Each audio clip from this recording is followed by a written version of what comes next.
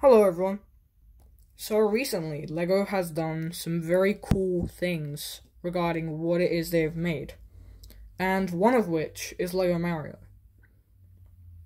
So there's gonna be a second wave coming out. So I thought I would just try and make some custom builds for it. So if they run out of ideas or anything, they could just maybe come to YouTube or so and get some ideas so they can finish it off.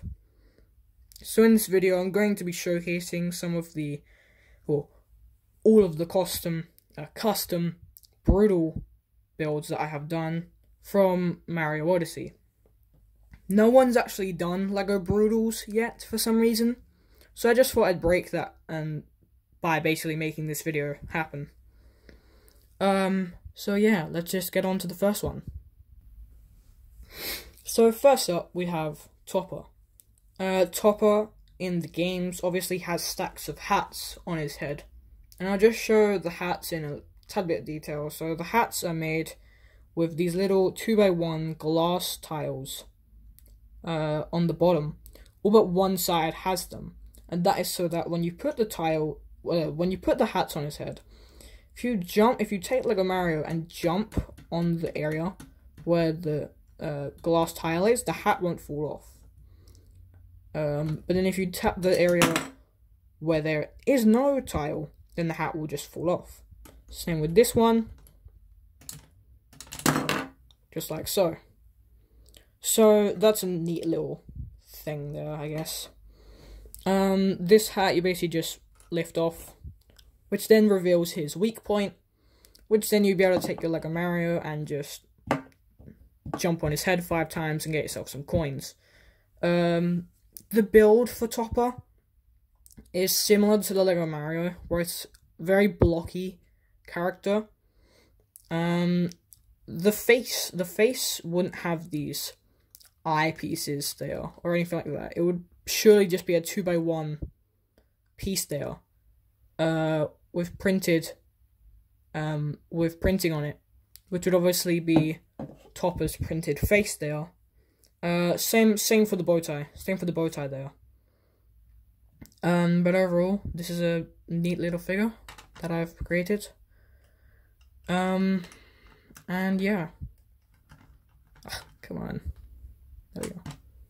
So yeah. Let's just get on to the next one, shall we? So next up is Harriet. Harriet in the game, Harriet is going to basically launch a bomb at you using her hair. So she basically runs up to you, launches a bomb using her hair, and you're meant to hit the bomb back at her, thus then revealing her weak point. You're then revealing her weak point, which then you'll be able to attack her, obviously. I tried doing a similar thing here, where you're meant to take LEGO Mario and hit the little catapult there, which is meant to basically launch the bomb at Harriet, knocking her off the tile, or tower piece there, I guess you could say. Thus then knocking her over and revealing her weak point. It's kind of tough to do. I'll do it one more time because I don't want to scrape the table. So there you go. Okay, so it didn't knock her off, but as you saw, it's gonna hit Harriet and then she'll fall off. Alright, I'm gonna stop, but I bet you guessed by now. You're meant to basically knock her off, she'll then fall off the tower, and you can then jump on her head 5 times and get yourself some coins.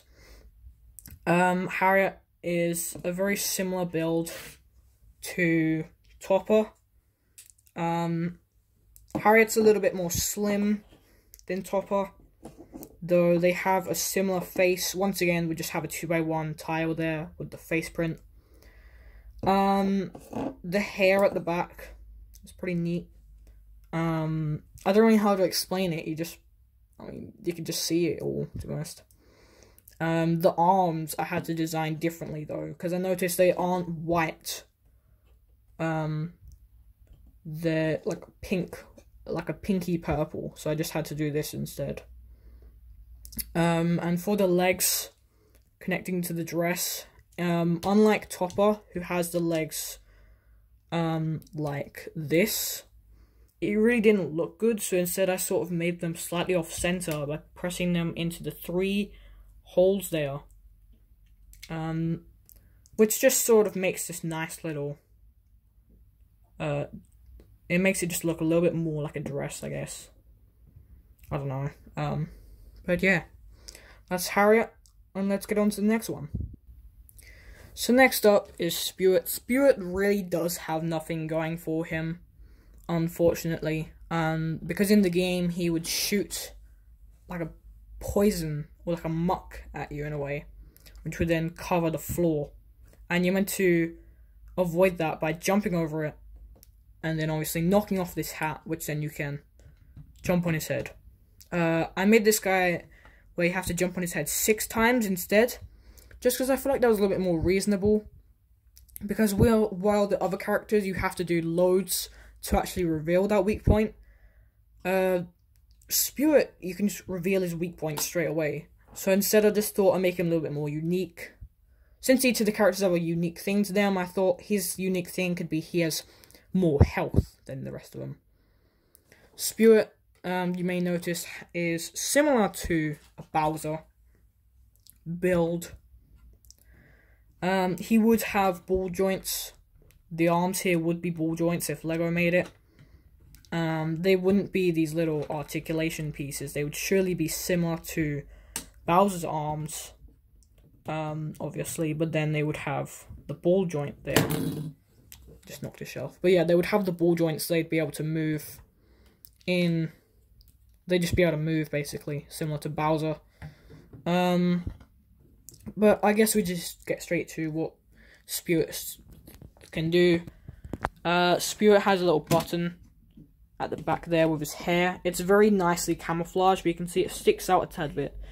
And that is because if you press it down, I'll show it over here, if you press that button, there you go, it will shoot out a little 2x2 pink tile.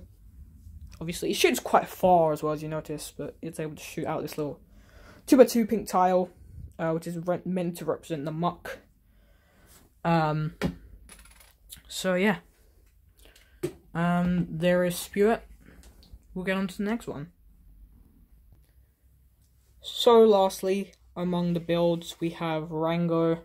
My man, Rango is definitely my favorite among the Broodals. He just seems the most, like, just fun to fight, in my opinion. He's not too challenging, but he's not too easy either. He's a nice little mid-ground, in my opinion. Comparing him next to Topper, he's a very tall character.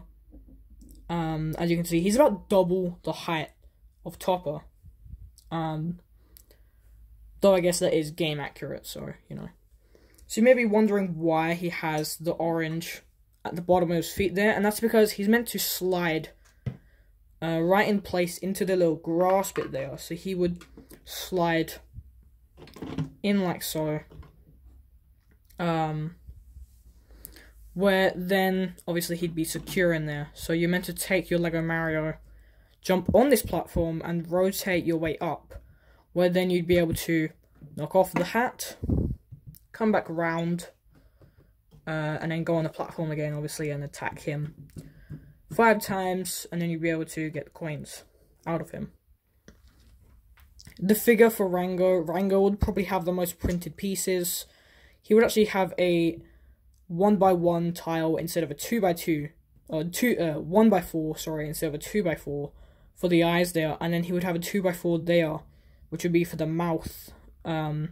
He's got like a weird, like, bulldog mouth. But yeah. He would also have printing on, obviously, the belt there, or whatever it is, and the bow tie. But other than that, yeah, that's pretty much Rango. There isn't really much else to talk about him when it comes to Rango, so yeah, there's Rango. So there are the Broodals. The Broodals are obviously very unique among bosses. I don't know what I'm trying to say. I hope that either Lego or Nintendo end up either watching this video or watching someone else's video on these characters. because I just really wish the Broodals were in the Lego Mario. But either way, that is it for this video. And thank you for watching, everyone. Goodbye, everyone.